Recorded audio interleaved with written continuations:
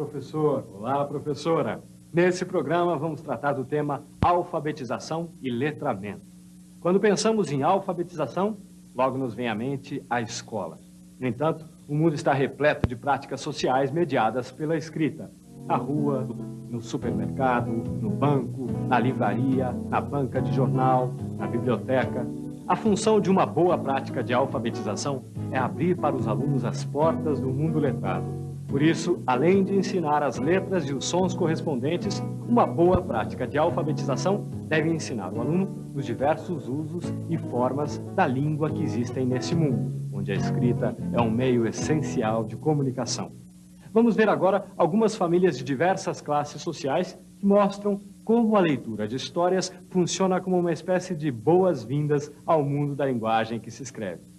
John, com a idade de 3 anos e meio, ele já começou a se interessar por leitura. Então, como a gente pegava o trem, uma viagem muito longa, né? Para criança, você sabe, né? Dentro do trem começa a fazer bagunça, chorar, tudo, né? Então, para distraí-lo, eu levava gibis, revistas e comecei a ler para ele. E com isso daí ele demonstrou ter bastante interesse. E ele olhava e perguntava: mamãe, o que está escrito aqui? Aí eu falava, né? E com isso daí ele foi mais memorizando, né, as palavras. A partir desse momento, ele foi aprendendo a ter mais gosto, né, pela leitura. E quando eu pensei que não, ele já estava lendo. Até fiquei admirada, porque tem as estações, são várias estações, são 20 e poucas estações, né? E ele chegava no trem e olhava e lia, né, de uma estação até a outra, do começo até o final, ele lia todas as estações. E o pessoal então ficava admirado, falava: imagina, esse menino lê, né? Eu acho que ele está decorando. Eu falei: não, não está decorando, ele realmente lê. Era admirado por amigos e inimigos, e temido. Ele amava a guerra. Seus 2 filhos mais velhos, ele os educou para se tornarem homens de armas.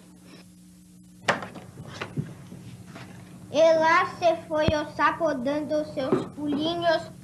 Desde pequeno eles têm relação com os livros, né? Com a literatura, desde os livros com figuras só, e depois com histórias. O João, que é maior, tem 7 anos, a gente sempre lê para os dois, né? Lia desde pequenininho, mesmo quando eles não compreendiam, até a gente contava histórias e até um pouco além. E sempre lendo, uma coisa que a gente sempre fez era contar a história lendo. Isso, de certa forma, foi trazendo interesse para as palavras, enfim. O João, que é o maior, acabou se interessando muito, lá com 5, 6 anos, a começar a escrever as primeiras palavras. O Jorge, que é menor, já em função, eu acho que do João já saber ler agora, ele já tem se interessado, inclusive, já escreve, já lê, já reconhece algumas palavras.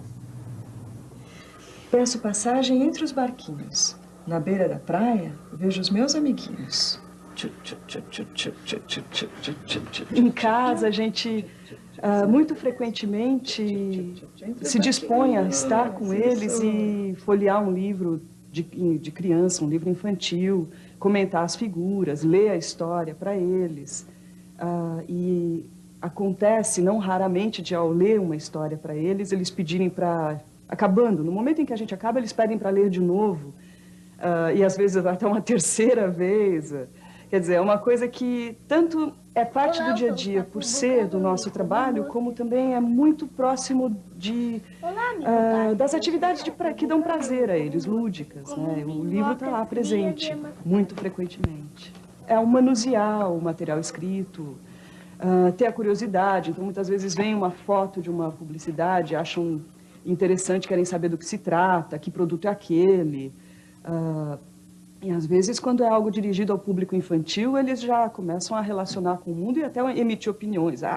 Esse aqui é feio, não gosto, esse desenho é ruim, esse aqui é bom, etc.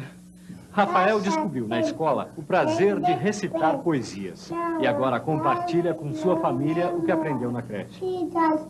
Muito cansado, já perdi toda a alegria de fazer meu tic-tac.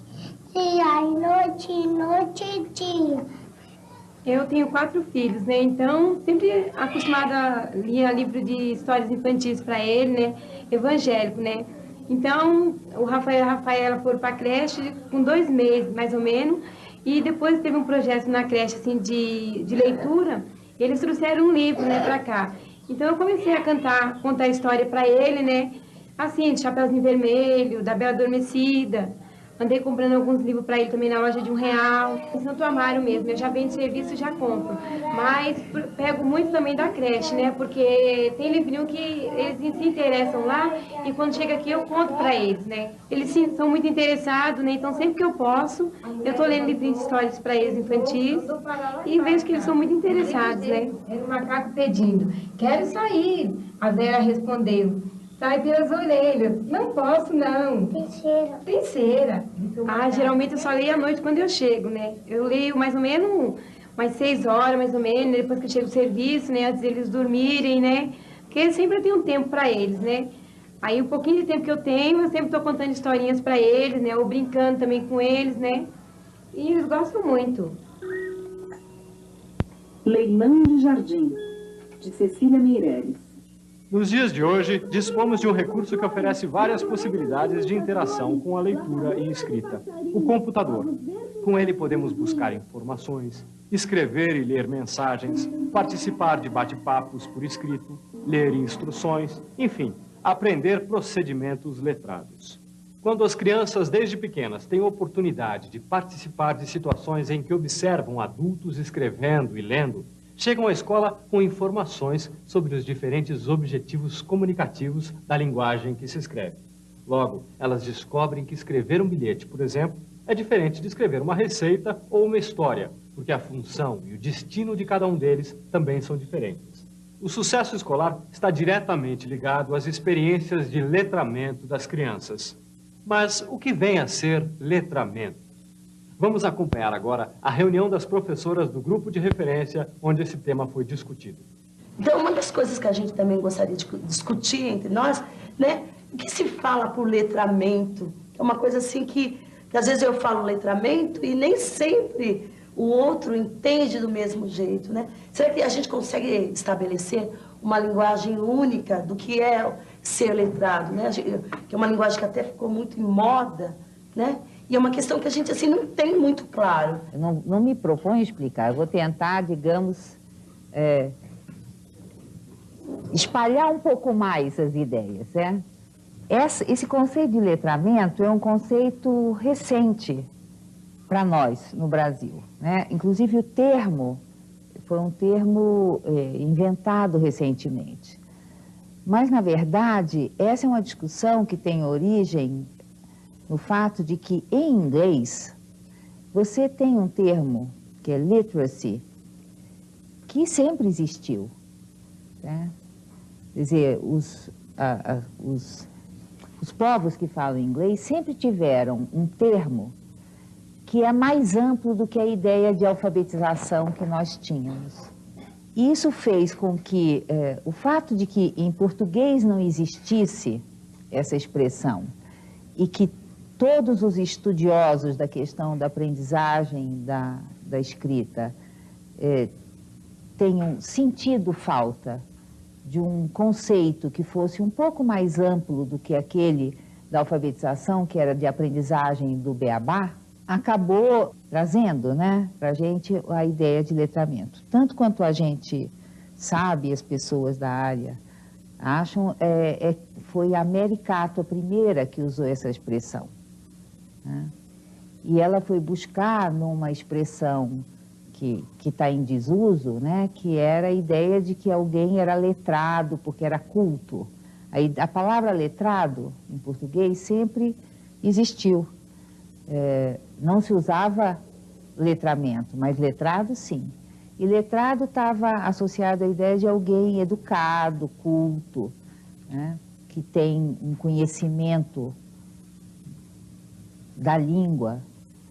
Então, Thelma, eu gostaria que você colocasse, então, agora, o que é estar alfabetizado? Então, a escola, hoje, tem que se propor não só alfabetizar, e aí eu prefiro conservar os dois sentidos separados. Quer dizer, o de alfabetização como a capacidade de decodificar e de ler autonomamente. E o letramento como um conjunto muito mais amplo de conhecimentos que permite participar do universo letrado, né? E participar de um mundo que, ao contrário do que se imaginava há 30 anos atrás, é cada vez mais escrito. E cada vez mais se precisa ler e escrever bem para poder participar dele. Porque há 30 anos atrás havia pensadores que afirmavam categoricamente que a escrita ia morrer e que o mundo seria o mundo das imagens. 30 anos depois, nós estamos vendo a internet e a escrita sendo fundamental para tudo. Não tem jeito de você viver no mundo hoje, que dirá no mundo de amanhã, sem a escrita. Existe uma competência que há um momento em que as crianças ainda não têm e que, a partir de uma certa cota de trabalho, eles adquirem, que é a capacidade de pegar um texto, olhar as letras e saber o que está escrito nelas. Isso eu prefiro continuar chamando de alfabetização, que é uma parte pequena, mas importante, de um processo muito maior, que é o processo de aprender a língua, né? De aprender, por exemplo, de aprender o que cabe à escola ensinar da língua materna, porque a família, a comunidade ensinam a falar, mas à escola cabe ensinar todos os outros usos da língua que não são do cotidiano e não são da vida familiar. Então, falar em situações públicas, escrever textos que não são textos de uso doméstico, que são textos que garantem a inserção no mundo externo à família, e aprender a língua, aprender, digamos, as pessoas chamam de norma culta, eu prefiro chamar de a língua das classes dominantes. A língua das classes dominantes é essencial ensinar para todas as crianças, porque ela é um fator poderoso de inclusão e todas as crianças têm o direito a ela. Nós não temos que ensinar as crianças a falar essa língua, mas nós temos a obrigação de ensiná-los a escrever essa língua e escrever na maior variedade de gêneros que for possível ensinar na escola. Então, todo o trabalho que a gente tem chamado de letramento é todo esse resto que inclui a alfabetização, mas que é bem mais amplo que ela. O contato frequente com práticas de leitura possibilita que as crianças produzam oralmente a linguagem que se usa para escrever, mesmo antes de estarem alfabetizadas. Vamos acompanhar algumas dessas cenas em sala de aula.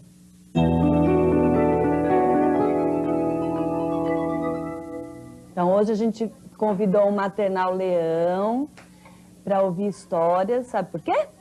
Porque o pré-2000, eles ouvem muita história, eles já sabem contar um montão de histórias. E aí eles resolveram convidar vocês para conhecer as historinhas deles. Vocês gostam de história? Então tá bom. As ovelhas subiram, Maria subiu também. Observem que Sharon, apesar de adaptar a história a partir do que conhece de memória, conserva as características da linguagem escrita.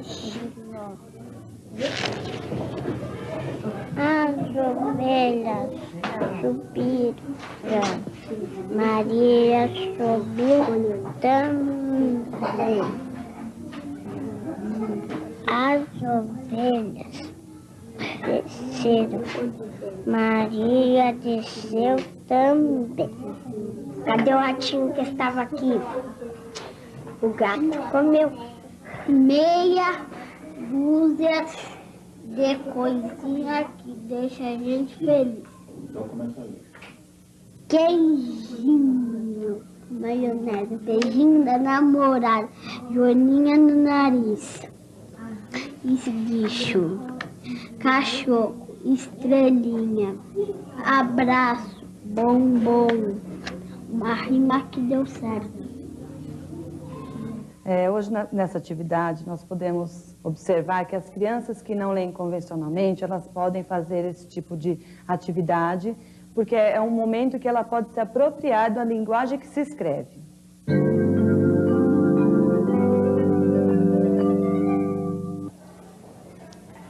E então, Rapunzel e o príncipe casaram-se e viveram felizes para sempre. Entrou por uma porta, saiu pela outra. Quem quiser, que conte outra. Quem vai me contar uma bela história? Que história você quer contar pra gente, Ana? Chapeuzinho Vermelho. Não pode contar, por favor. Era uma vez uma menina conhecida como Chapeuzinho Vermelho. Um dia sua mãe pediu para ela levar uns doces para sua vovó que estava doente. Ela falou para a filha não sair do trilho que tem um lobo mau. Aí ela desobedeceu a mãe, encontrou o lobo mau e o lobo mau falou assim: onde você vai, menininha? Eu vou entregar os docinhos para minha vovó. Um caçador que estava passando por perto ouviu os barulhos e foi lá olhar. Quando chegou lá, a Chapeuzinho falou: o lobo chegou, comeu minha vovó. O caçador abriu a barriga do lobo e tirou a vovó. E o lobo tentou fugir, mas o caçador atirou nele e ele morreu. A atividade que foi desenvolvida com o meu grupo hoje foi um reconto de histórias. As crianças do meu grupo aproveitam muito esse momento, curtem, né, fazer o relato de uma história ou contar uma história que ouviram ou que leram. Então, eles recontam para os colegas e essa situação acontece com o grupo quinzenalmente. Isso fica claro, como nós pudemos ver hoje, uma das minhas alunas, a Ana, que tem uma hipótese de escrita silábico-alfabético, ela mostrou o quanto ela conhece da linguagem escrita, né, ao recontar essa história. A atividade permanente de leitura em sala de aula requer planejamento. Os textos devem ser lidos pelo professor antes de serem apresentados à classe. E devem ter qualidade e diversidade. É importante que se garanta na escola a presença de outros textos além das histórias infantis. É o que nos mostram a professora Florentina com um texto instrucional, a professora Valéria com um texto informativo e a professora Angélica com crônicas.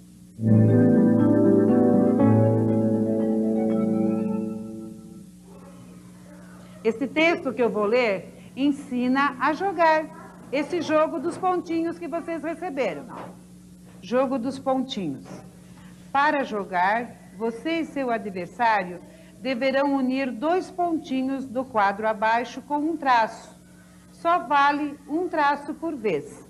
Aquele que conseguir fechar o quadradinho, traçando o quarto lado, poderá marcá-lo com a letra inicial do seu nome. Quando todos os quadradinhos estiverem tomados, ganha quem fechou a maior quantidade deles. Vocês entenderam?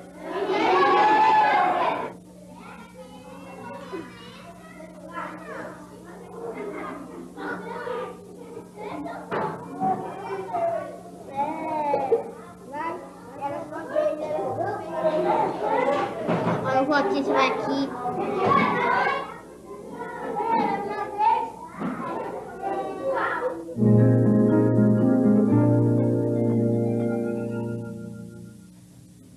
Bicho de fruta precisa de pouco ar. Como alguns bichos conseguem viver dentro das frutas se lá não há ar? Apesar de existir pouco ar, os insetos mais comuns que moram dentro das frutas são larvas de moscas da família Tepiridae, como o bicho da goiaba e o da laranja. Explica o entomologista José Henrique de Guimarães, da Universidade de São Paulo.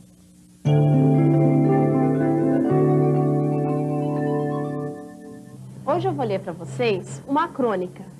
E ela se chama Serás Ministro? Esse vai ser ministro, sentenciou o pai. Logo que o garoto nasceu. E você, com esse ordenado micho de servente, tem lá poder para fazer nosso filho ministro? Duvidou a mãe.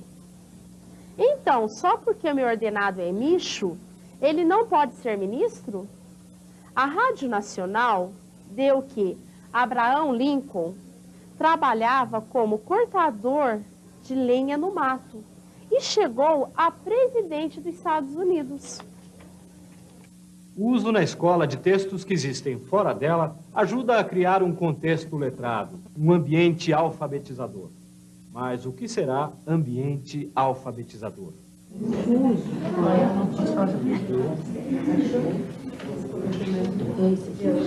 Uma das questões que o nosso grupo discutiu é sobre o ambiente alfabetizador. Então, colocar cartazes na parede, livros, jornais, gibis presentes na sala de aula, se isso é ambiente alfabetizador. Você constrói na sua sala de aula um ambiente alfabetizador, não porque você pendura cartazes ou porque você tem livros ou coisas desse tipo.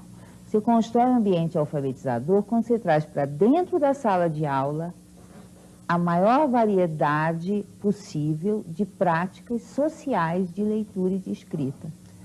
Um ambiente alfabetizador é uma rede de práticas sociais de leitura e escrita que, dentro da qual o alfabetizando vai se constituindo como alguém letrado. Criar um ambiente alfabetizador, um contexto letrado, parece ser um desafio para os professores. Vamos ver agora algumas situações de letramento que podem acontecer em sala de aula.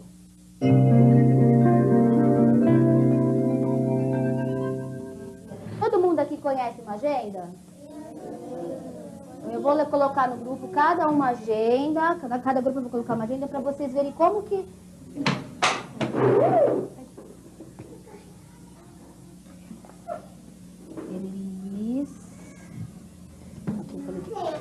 O quê? Então, como é que a gente faz mesmo quando a gente quer procurar um telefone numa agenda? O que a gente faz? 4, 1, 3, 8, 0.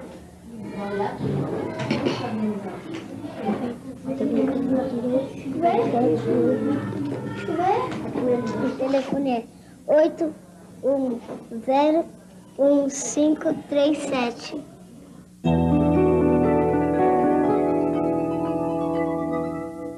Pessoal, Cláudia hoje trouxe uma carta para vocês, de uma amiga minha, que também é professora, e ela estuda de noite comigo, com a Regina, e ela escreveu um pouco do grupo dela, e eu trouxe essa carta para ler para vocês hoje, tá? Ela colocou Jundiaí, que é o lugar onde ela mora, aí 1º de agosto de 2000. Querida Cláudia, tudo bem com você? E a sua família, estão todos bem? Aqui estamos todos bem. Eu continuo a dar aulas e o meu grupo de alunos deste ano também são de jovens e adultos. Alunos de 14 a 80 anos.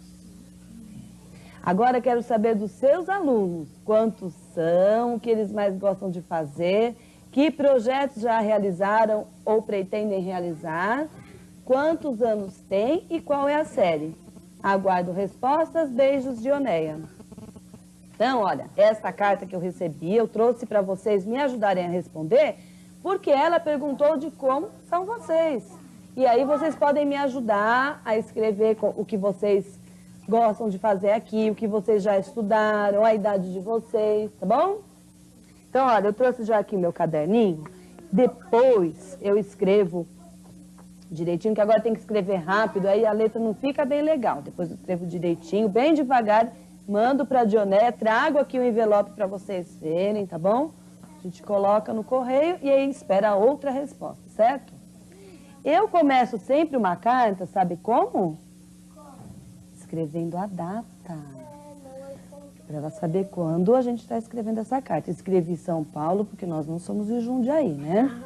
Agora eu vou escrever aqui, hoje é dia 11 de agosto de 2000. E vou escrever assim. Querida Dionéia. Obrigado pela sua carta. Ah, então vou escrever isso aí mesmo. Eu queria começar assim também. Eu e meu grupo gostamos muito dessa carta. Então, deixa eu ler como é que já está a carta. São Paulo, 11 de agosto de 2000. Querida Dionéia, obrigada pela sua carta. Eu e meu grupo gostamos muito. Perfeito? Agora, o que eu queria mesmo que vocês me ajudassem era lembrar o que a gente já estudou para eu contar para a Dionéia, porque... Do Brasil. Sobre o Brasil. Os índios e os negros. Já estudamos o projeto, né? Descobrindo o Brasil. Os negros e os índios. Que falava sobre os índios Depois os negros. e os negros. A gente também vai estudar projeto Marcenaria de Matemática. Ah, tá. Agora começamos a estudar marcenaria em matemática, certo? Então vamos ler como é que já está ficando a nossa carta? Olha, São Paulo, 11 de agosto de 2000. Querida Dionéia, obrigada pela sua carta. Eu e meu grupo gostamos muito. O meu grupo, este ano, é de pré, que tem o nome de Pré-2000. Nós também pedimos que mande uma foto dos seus alunos para montarmos um mural. Nós logo mandaremos fotos também. Um beijo, Maria Cláudia e Pré-2000. Agora, vocês vão me ajudar a responder a carta para Cláudia, para a professora Cláudia. Como que eu começo a carta? Jundiaí. Jundiaí, que dia que é hoje? Dia 24 do 8 de 2000.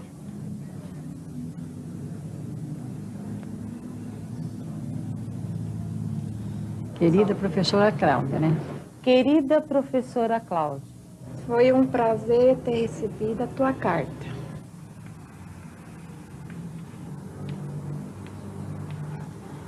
Foi um prazer ter recebido a sua carta.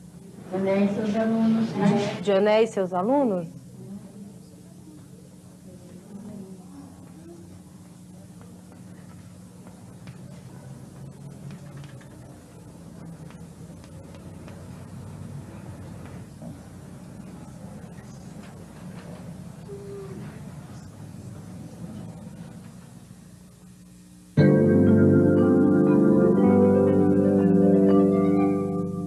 Bom, agora, quem já leu o livro em casa, pode vir aqui na biblioteca e trocar por outro e em seguida anotar no papel de vocês o nome do livro.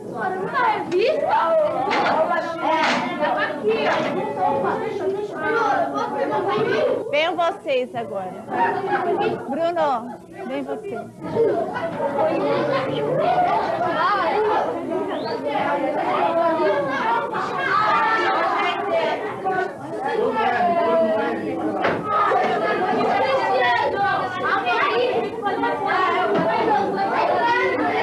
Pode escrever, vai lá, Dani.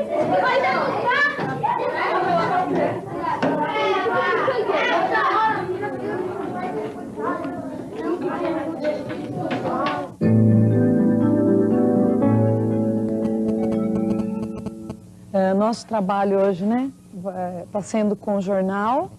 Vocês já pegaram os jornais, folhearam, escolheram a notícia que vocês iam, né, ler e socializar com a classe, com os amiguinhos. E esse trabalho, como nós combinamos, seria feito em dupla. Isso. Vocês ficaram satisfeitos com a escolha que fizeram aí das notícias? Então tá bom. Agora vocês vão fazer uma leitura silenciosa junto com o coleguinha aí, para depois vocês contarem o que vocês leram.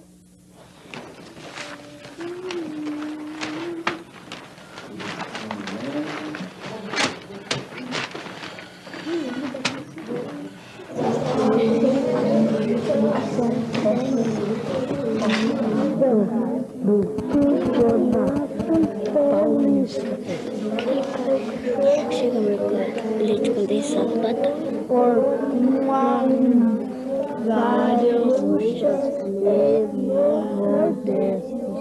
Agora vamos à socialização. Cada dupla vai contar para os colegas a notícia que leu. Quem quer fazer o primeiro? Vocês? Então pode começar. Aqui fala sobre uma aposentada de 70 anos. Ela é uma senhora, no caso, né? Ela roubou a bolsa de uma professora que se chamava Célia Regina Robe Gata, né? Quando os guardas pegaram ela, eles se impressionaram por causa que o tamanho da ficha criminal dela tinha mais de 2 metros. Foi localizado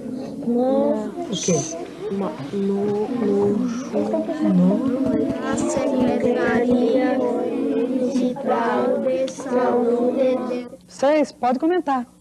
Hoje nós vamos falar sobre futebol argentino tem novo caso de violência. Atividades do cotidiano podem e devem ser aproveitadas como contexto de letramento. Vamos ver o que a professora Florentina diz a respeito disso. Um aviso que corre na escola, que alguém vem dar, então o professor aproveita aquele momento e passa também esse aviso para os alunos, como ele foi escrito, quem o escreveu, ou então basta ler para a classe, um bilhete que às vezes vem da mãe, né, ou da família, o bilhete que a professora vai mandar. Então tudo isso faz parte do ambiente alfabetizador. Durante muito tempo, a gente avaliou que bastava colocar as crianças em situações onde elas teriam acesso aos textos, onde a gente leria textos de diferentes gêneros, onde elas pensariam sobre esses textos, e isso garantiria que elas dominassem o sistema, o código. Metade da classe, com essa imersão nesse contexto, metade se alfabetiza, metade que continua tão analfabeto quanto chegou. Só oferecer, só repertoriar, só ler, só pensar sobre não garante que ele construa as questões conceituais ligadas ao sistema. O processo de letramento é a sustentação, é fundamental. Agora, há um processo de alfabetização propriamente dito, que acontece dentro. E é isso o que a gente chama de alfabetização com textos, né? Quer dizer, você usa os textos numa diversidade enorme de funções e também para aprender o sistema de escrita. Tá? E é preciso ações e intervenções específicas nessa direção. O professor precisa, a cada momento, saber qual é o foco, a intenção dele, o que é que ele, naquele momento, quer que a aprendizagem, que o aprendiz trabalhe, né? Para que ele possa, inclusive, alternar situações onde o foco é, por exemplo, a textualidade ou o foco é o sistema de escrita. Para participar do mundo letrado, é preciso ler jornais, livros, tornar-se capaz de aprender coisas através da leitura. Costumávamos pensar que bastava ser capaz de decodificar para ler qualquer coisa. Hoje sabemos que não é bem assim. Para ler jornais ou outros textos de uso social, é preciso conhecer não só as letras, mas também o tipo de linguagem em que são escritos. Para compreender o que se lê, é necessário construir uma familiaridade com a linguagem escrita. Portanto, além do conhecimento sobre as letras, o professor precisa oferecer aos seus alunos a linguagem que se usa para escrever os diferentes gêneros. E isso se faz trazendo para dentro da sala de aula a diversidade textual que existe fora e lendo para eles em situações onde essa leitura faça sentido. Até a próxima.